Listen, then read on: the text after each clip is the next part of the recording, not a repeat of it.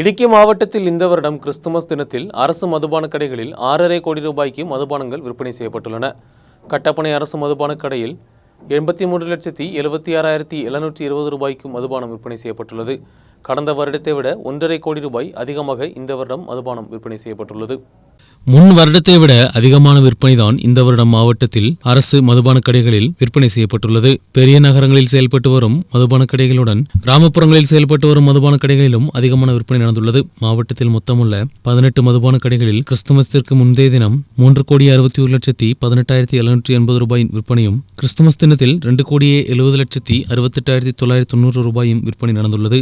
2 தினங்களிலும் மொத்தமாக 6,31,87,770 ரூபாய்க்கு மதுபானம் விற்பனை செய்யப்பட்டுள்ளது. அதிகமாக விற்பனை நடந்தது கட்டப்பனையில்தான். 83 லட்சம் ரூபாயின் விற்பனை கட்டப்பனையில் நடந்துள்ளது. அருகிலுள்ள தடியம்பாட்டில் 48 லட்சம் ரூபாய்க்கு மதுபானம் விற்பனை செய்யப்பட்டுள்ளது.